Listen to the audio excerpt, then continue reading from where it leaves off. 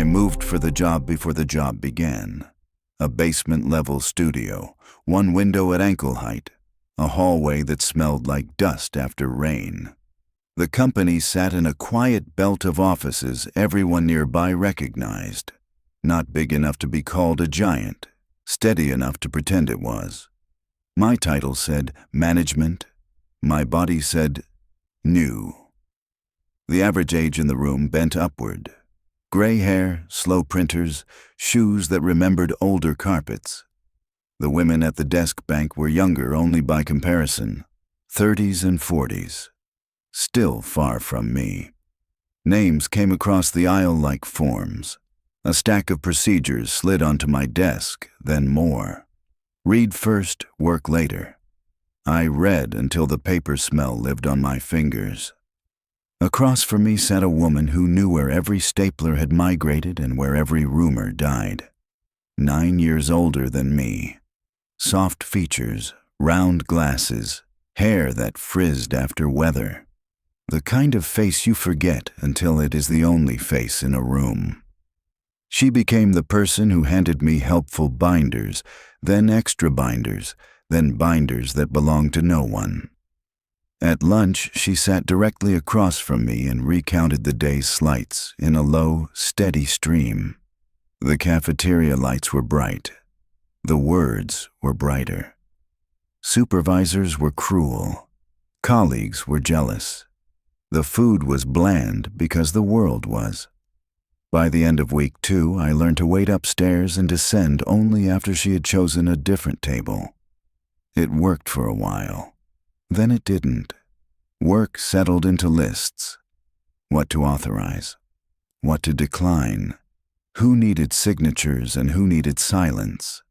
People revealed themselves the way old buildings do. Not at the entrance, but at the stairwell landing where paint thins. Her work drew complaints daily. The same 2 tasks, the same missing pieces, the same supervisor's voice flattening in repetition. If that had been the whole story, it would have been office weather. It wasn't. Notes began appearing on my keyboard. Good luck. That wasn't luck. Small candies arranged in pairs. Handwriting that practiced tenderness until the loops looked strained. Once a month, a letter in a pink envelope waited like a fruit on my number pad. The stationery never changed. Online, the edges sharpened. I posted drawings and photographs on a small account I used to keep my hands moving when the city slept. The next day, those images reappeared elsewhere with captions that bent toward possession. Not cruel, not obscene, just pointed like a finger that never touched. Friends forwarded screenshots I didn't ask for. She had messaged people I knew to ask how they knew me. She had traced followers to exes and exes to old neighborhoods and old neighborhoods to irrelevancies that somehow felt like doors cracking. At the office, my chair was sometimes not the way I left it. My monitor's wake time changed. The cursor rested in places I hadn't visited. We used a desktop messenger. I kept it open for quick requests because I wanted to look easy to reach. One afternoon, I returned from the copier to find her standing at my desk, the screen alive with conversations that weren't hers. She said she needed to move a file. No, she didn't say it. She gestured at a flash drive and then left, and the glow on the chat pane felt like breath on glass. I changed the password.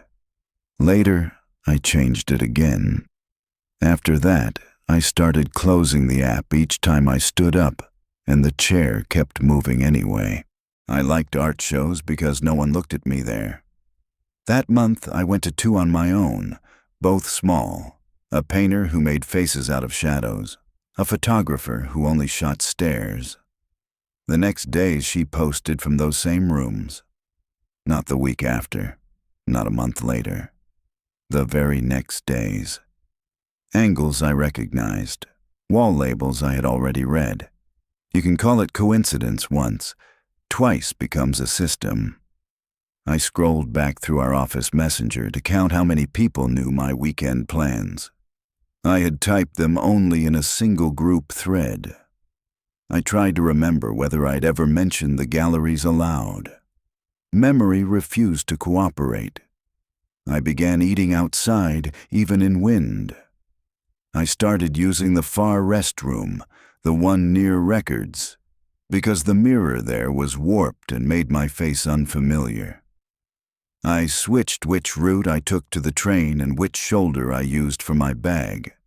Every small change shrank the outline of something I could not measure, and still the outline held. After months of polite refusals that weren't taken, I made refusals that were simply facts. My status set to busy more often. My lunch disappeared earlier, or later, or not at all. The notes kept coming. The smile in them changed shape. Warmer, then cooler, then formal, as if the writer were standing straighter in an empty room.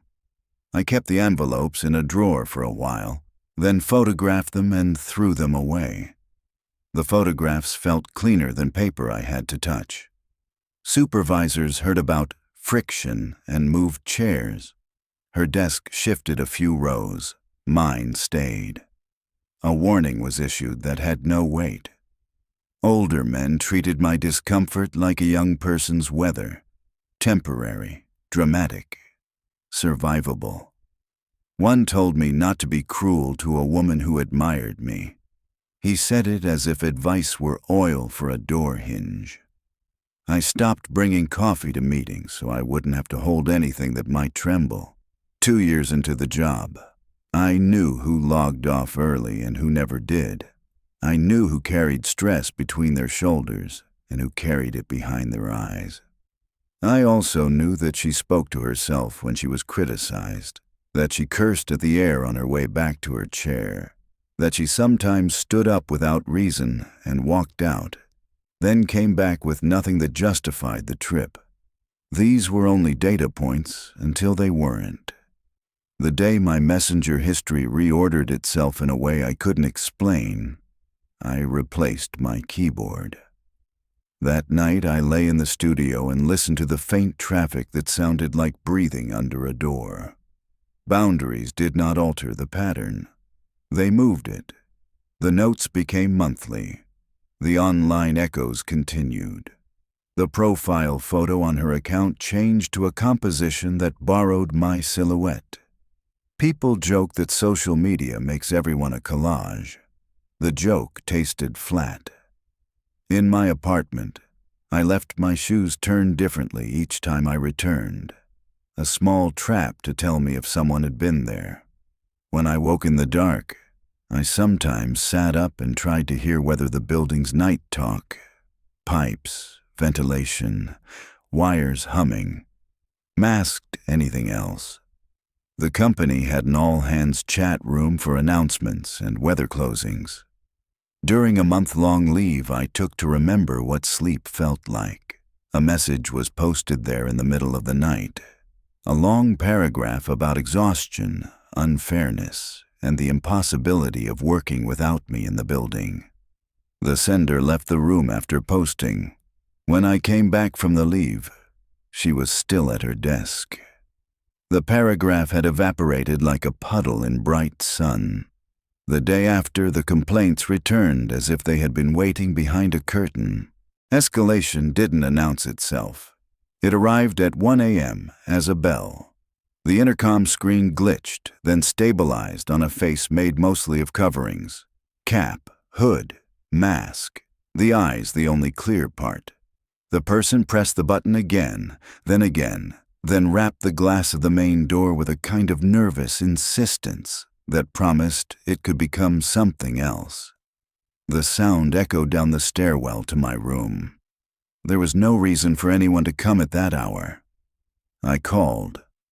The police arrived fast, spoke to the figure at the door, and left with them. 30 minutes later, a phone call came. A local who had mistaken the building. Drunk, harmless. A simple release. When I asked the officer if it had been a man in his 40s, he corrected me. A woman. The rest of the night stayed awake around me.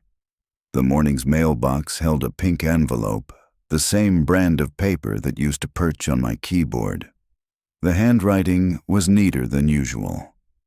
The tone folded into formalities it had never bothered with.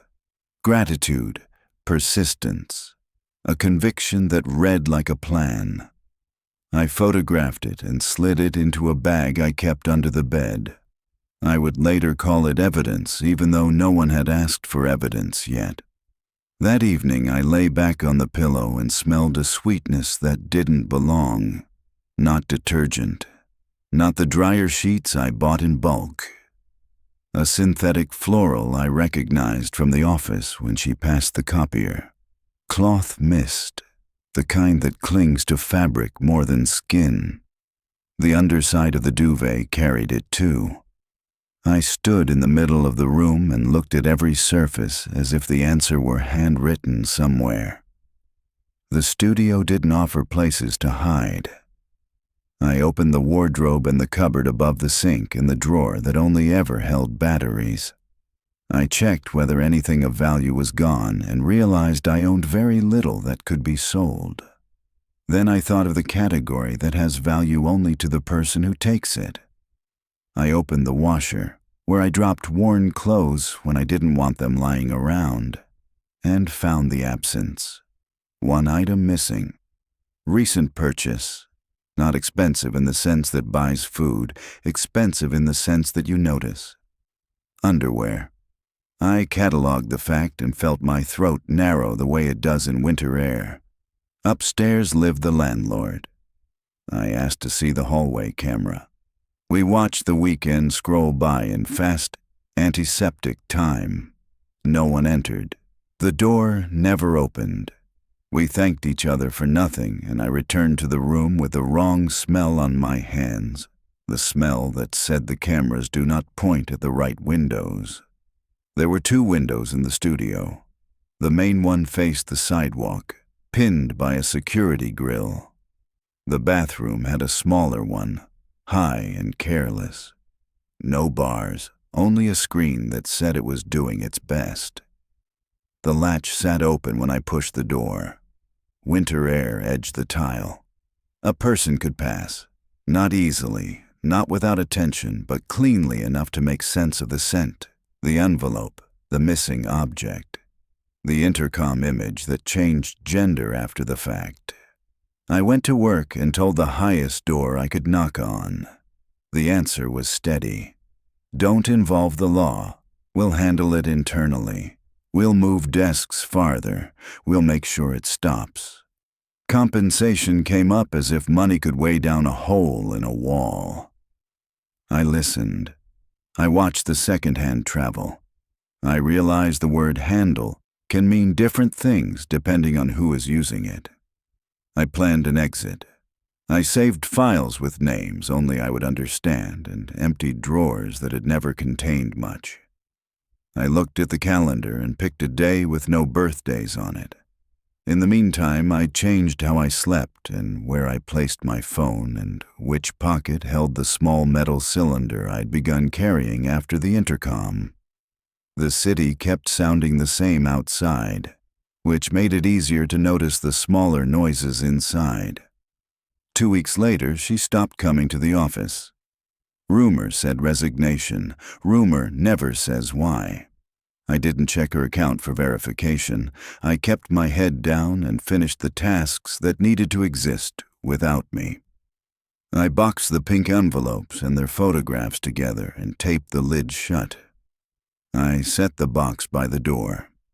I left it there until morning, when I had stopped expecting silence to mean safety. The studio slept easily only when I didn't. The window leaked the glow from a single street lamp, and the radiator clicked like a wristwatch buried in the wall. That night, the clock on my phone read 1:03 a.m. Then the bell rang. Not once, several times, as if someone was testing the distance between patience and panic. I froze where I was, the blue light from the screen painting the room in aquarium colors. There shouldn't have been anyone. No deliveries, no friends, no reason. When I looked at the intercom feed, the image shuddered, then settled on a shape pressed close to the camera. A hood, a cap, a medical mask. Only the eyes visible, wet with the reflection of the hall light. They stared for too long, the way animals study glass. Then the finger pressed the button again. Again. The sound crawled through the walls and into my ribs. I waited for it to stop. It didn't. Then came the dull thud of a foot against metal, the echo of a building that had forgotten how to sleep. I called the police because that's what you do when you can't move. The voice on the other end asked if the situation was urgent. I said I didn't know. The siren came in less than 10 minutes, a sound that should have meant relief but only meant that time was moving again. After a while, the hallway grew quiet. Then the phone rang. An officer confirming everything was fine. A drunk, they said. Someone who'd mistaken the address. I almost thanked them before asking if the person was male, mid-40s maybe. The officer hesitated, then said no. A woman. The line stayed open a second longer than it needed to. When it clicked dead, the room seemed smaller. The radiator had stopped, but I still heard ticking somewhere. Morning wasn't brighter. It was only less dark. The mailbox downstairs held a pink envelope. Same brand of paper. Different handwriting, tidier, formal, the kind used for condolences or last warnings. Inside, lines of polite gratitude wrapped around a single certainty. I still care for you, even if you can't see it. I didn't finish reading. I photographed it, then tore it in half. Paper dust on my fingertips looked like snow that didn't know where to fall. That night the smell came first. A sweetness that didn't belong to detergent or air. The same chemical rose scent that trailed behind her when she passed my desk. It seeped from the pillow, from the folded blanket, from the fabric that should have smelled like nothing. I lifted the sheet and the scent grew sharper, more human. Every breath became a confirmation. I stood still for a long time, listening. The studio was one room and a small bathroom. No closets large enough to hide in. No noise except the hum of the fridge. I checked anyway. Behind the curtain, under the desk, even the narrow cabinet by the sink. Empty. Still, the air carried the memory of someone else's body. I looked for something missing. Nothing expensive. Then a thought I didn't want arrived. People who enter without invitation rarely steal for money. They take what proves they were there. I opened the washer. Clothes I'd worn, waiting to be cleaned. One item gone. Not valuable to anyone. Still gone. My throat closed like a fist. The fan above the bed hummed, trying to pretend it was just air. I grabbed the metal stick I'd bought after the last time. Light enough to carry, heavy enough to mean something. And searched again. Same emptiness. Different temperature. Upstairs, the landlord kept the hallway camera on his phone. He let me watch. The weekend played in silent fast forward. No movement at my door. No figure in the stairwell. Nothing but dust dancing in fluorescent light. The recording ended where the fear began. He apologized for nothing happening. I thanked him anyway. Back in the room, the smell waited. 2 windows, the main one locked, barred, indifferent. The bathroom window smaller, screen bent outward. Open a few inches, cold air leaking in. I leaned closer. The hinge moved easily, as if it had been opened often. Outside, the ground level sat almost even with the glass.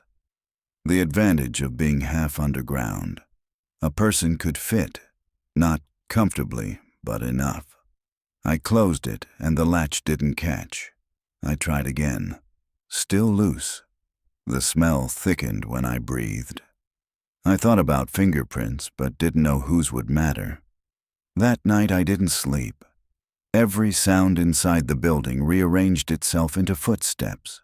When morning came, I took the box of envelopes and left it by the door again. It was lighter than before. Not because anything had been removed, but because something unseen had already taken its place. I arrived early. Not because I wanted to work, but because daylight seemed to make walls behave. The building looked ordinary again. Same red bricks, same faded sign over the lobby glass. No one would have guessed that the air inside had memorized my fear. The first sound each morning was the copier warming up, then the steady breath of computers, the hum of the vending machine at the corridor's end. I told myself these were proofs of life, that the world was still procedural, that order existed somewhere. I walked into the office, nodded at the few who noticed, and went straight to the upper floor. The door to the director's room opened too easily. He looked up, eyes already tired from something that wasn't me.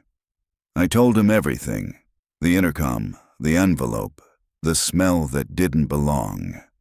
Every word sounded small once it left my mouth. He listened the way people listen to weather reports that don't concern them. When I finished, he said he hadn't known, and that now that he did, he would take responsibility. His tone was gentle, practiced, a kind of sympathy used for extinguishing rather than helping. He asked me not to involve the police. Too messy, he said. The company would handle it internally. He offered a few extra weeks of pay, a longer break, a quiet transfer to another department later. He spoke as if fear were something negotiable. I nodded because nodding was faster than explaining what sleep had become. Downstairs, the day continued without rearrangement. The woman's desk was a few rows away now. From where I sat, I could see the back of her chair, but not her face. That helped until it didn't. Sometimes her laughter reached me before her voice did, a dry, airless sound that reminded me of paper tearing underwater. Other times, she spoke softly to no one, and the absence of response made her sound multiplied. People pretended nothing was wrong. That was the rule. They spoke to me about projects, about deadlines, about weather. They never said her name. They never said mine. We became shapes that moved paper. In the break room, I could feel where she had been. The faint perfume oil on the coffee machine handle, the smudge of lipstick on a paper cup, the indentation of her chair still pressed into the carpet. I started using a different mug every day and threw it out afterward. The janitor stopped asking why. At lunch, I didn't go to the cafeteria. I ate outside, on a bench that faced the parking lot, watching the reflections of people I knew pass across the tinted windows. Sometimes she appeared there too, in those reflections. A blur shaped like anyone else, but the brain has its own fingerprints. I always recognized hers. After work, I walked home along streets that didn't look back. Each step sounded identical to the last. I checked the shadows behind me more from habit than fear. Fear requires energy. I was running out. Days turned into inventory. Each morning I recorded small facts to make time solid again. How long the elevator door took to close. How many tiles between my desk and the exit. How many breaths before the smell of her perfume faded from my jacket. I thought data might save me. It didn't. A week passed before I realized I'd stopped hearing her voice altogether. Silence, I learned, can also be surveillance. When someone who watched you vanishes, you start to feel watched by the absence itself. On the 10th morning, a small noise came from my desk before I sat down. A drawer that had been closed was slightly open.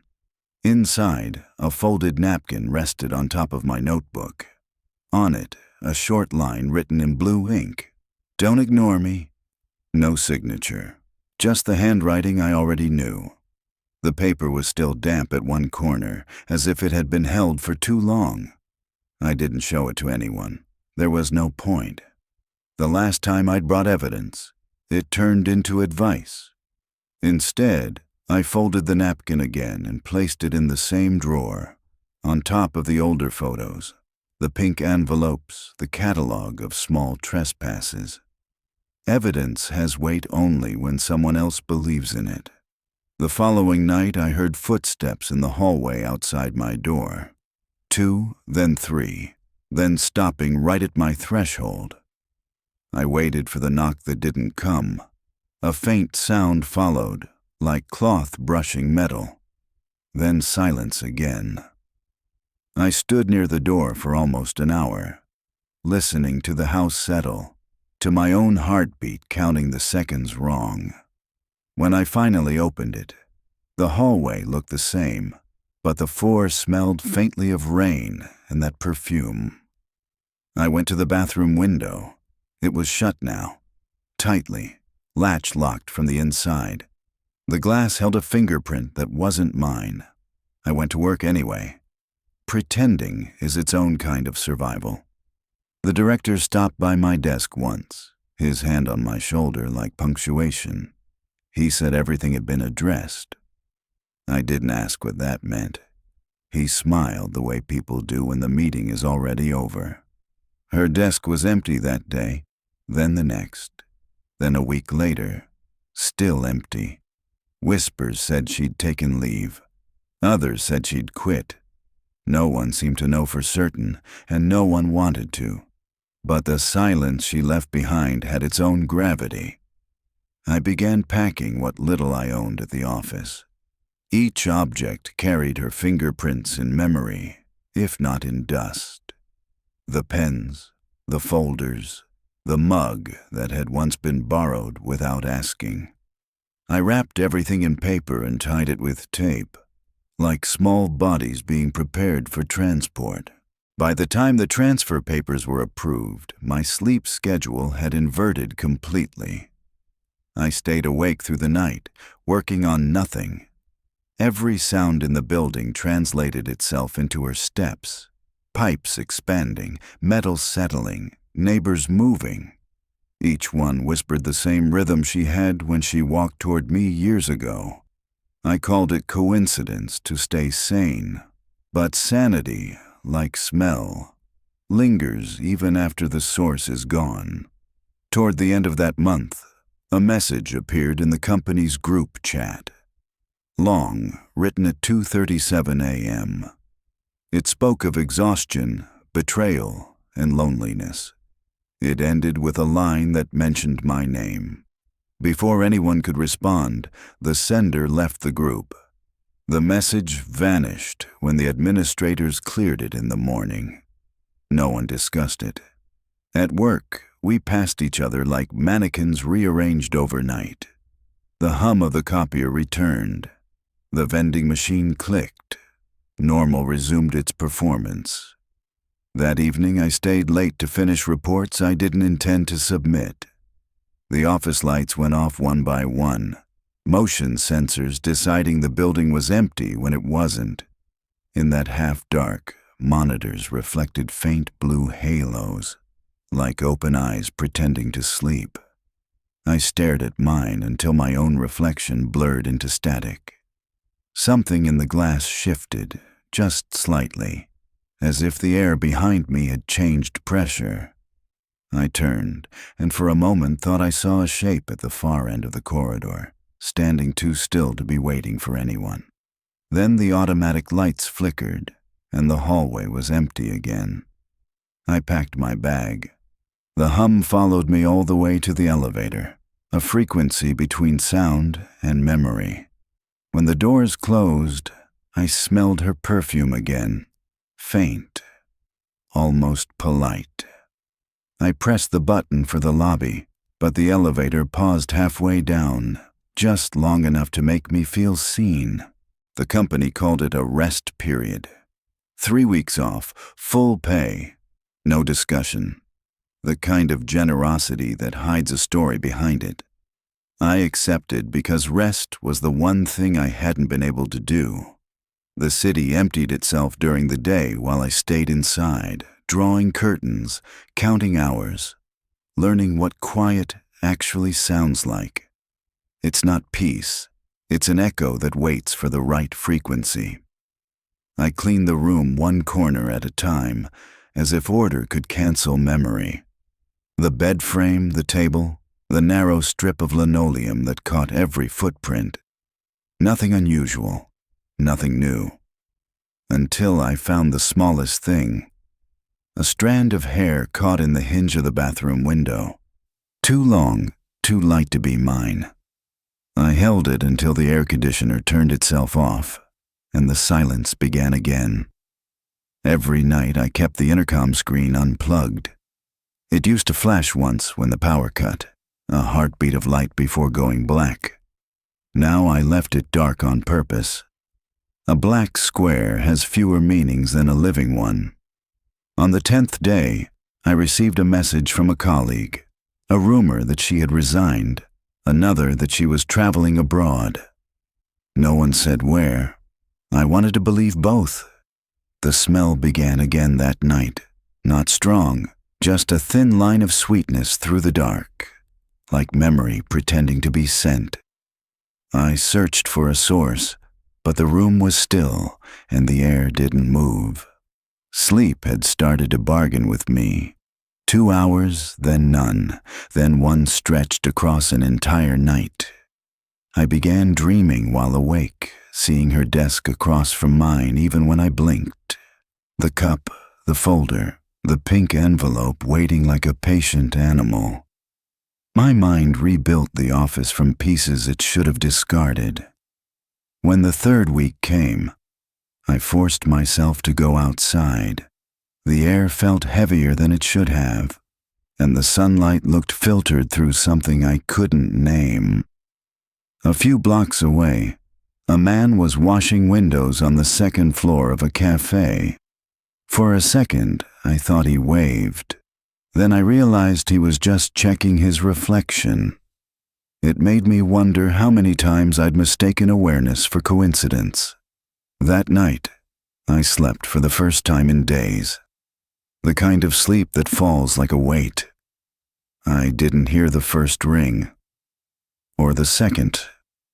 When I opened my eyes, the room was still dark, but the intercom light pulsed, slow and deliberate, like breathing.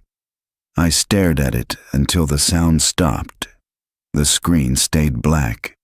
Then came the knock, 3 times, soft, precise, as if someone didn't want to wake the neighbors. Only me. I stayed in bed, counting each second of silence after it. No movement, no voice, only the faint buzz of electricity in the walls. When I finally stood, the floorboards felt warmer where I had been lying, as if the body remembers more than the mind does. I approached the door. Nothing through the peephole, just the static of hallway light. Still, I felt watched from the other side, the kind of gaze that bends through matter. I didn't open it. I waited until dawn, until the light made everything smaller again. When I stepped into the hall, something pale lay on the floor by the threshold. An envelope, pink. The handwriting different again, straighter, almost mechanical. Inside, a single photograph. A corner of my own room, taken from outside the window. I tore it, but the sound wasn't satisfying. That day, I went to the director's office again. He wasn't there. Neither were my transfer papers. His assistant said he was traveling, and I would need to wait until his return. When I asked who had access to the records in his absence, she smiled like someone who hadn't understood the question. I left the building and kept walking. The city looked rearranged, as if someone had changed the order of its streets. Shops I knew faced the wrong direction. A bus stop had vanished. It wasn't disorientation, it was erasure. I reached home without remembering the route. The mailbox was empty this time. I should have felt relief. Instead, I noticed the faint imprint of tape on the metal slot, like something had been removed before I arrived. That night, the power cut out briefly. When it came back, the intercom screen glowed by itself. No sound, just the image of my own front door. From the inside. The camera shouldn't have been able to see that. The feed wavered, then froze on an angle that included me. I unplugged the device, but the image stayed, burned faintly onto the glass. My own silhouette looking back. The machine hummed softly, a trapped breath behind plastic. I spent the next hours sitting by the window, watching the reflection of my apartment building on the glass of the opposite one. Every light off except mine, every window empty except one, directly across, same floor. A figure stood there, motionless, the outline too still to be accidental.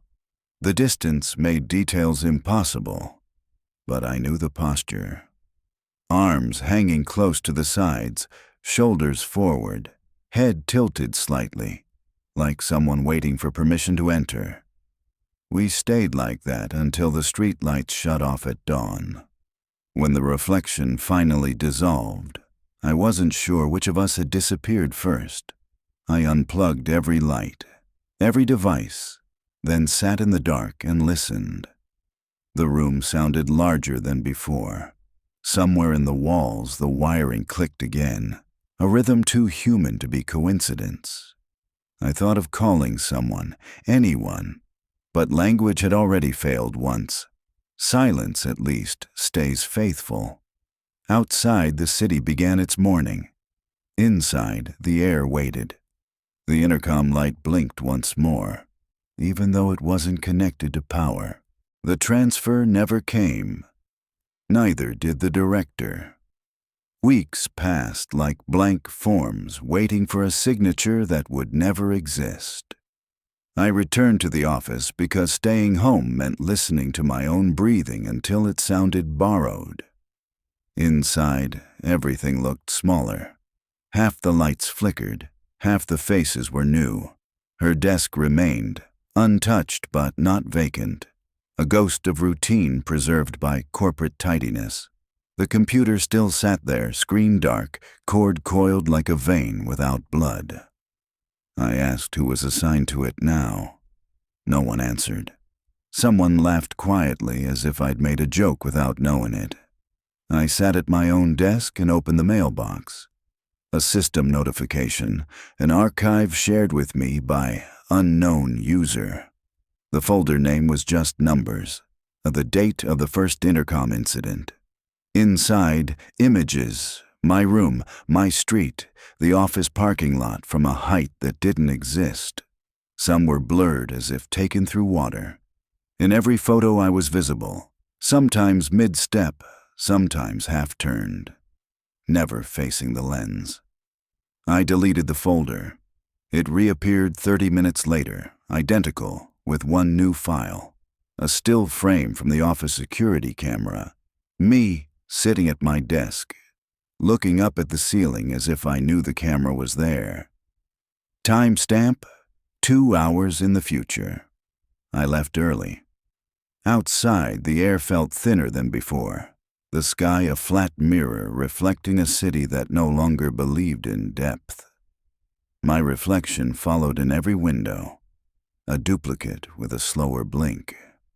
At home, the intercom was silent, unplugged. Yet its light flickered in the corner like a heartbeat that had refused to die. I covered it with cloth. The cloth moved.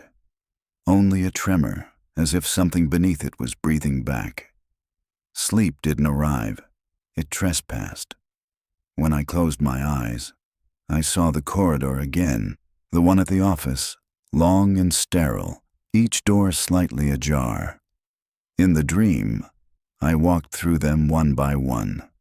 Behind each door was a version of my room.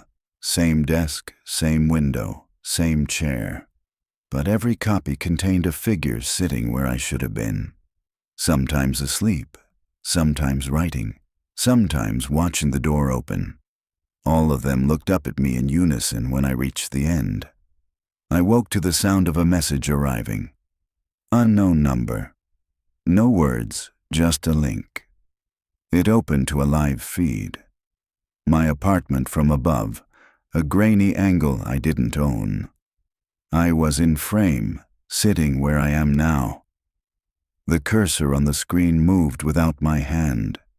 It typed, "We're still working together." I closed the laptop, unplugged the router, turned off my phone. For a moment, silence returned like a friend I had wronged. Then the intercom light flashed. Once, twice. The third time it stayed on. The screen didn't show the hallway. It showed me. Live, from behind. I turned slowly, half expecting the air to move. There was nothing but the chair, the desk, the dark window. Yet on the screen, I was still turning, still looking, a half-second late, as if the camera were correcting me. The feed shook once, then split into two frames, left and right, both of me. One standing, one sitting. The standing and raised a hand toward the lens. I did the same without meaning to. The screen went black. When it lit again, the image was empty. Morning came without color. Outside, the street was quiet except for the buzz of a distant truck. Inside, the room looked clean, too clean, as if someone had wiped the surface of every memory. I checked my phone. No messages, no contacts. Every photo gone except one. A selfie I never took, time-stamped an hour ago. Behind me in the picture was a door, half open with light spilling through. I walked to the bathroom window and saw movement in the opposite building. A shadow tilted its head the way I used to. For a moment I thought it was her. Then I realized the gesture was mine. Something in the air shifted, a soft vibration like breath against glass. The walls hummed the same tone as the intercom. I understood then. The watcher is never one person. It's whoever remains awake long enough to see the other side blink. I sat back down, hands on the keyboard. The screen was dark, but my reflection moved on its own. It leaned closer, mouth almost touching the glass, and in a voice that didn't need sound, it said, "Keep watch." The light on the intercom stayed on. It still is.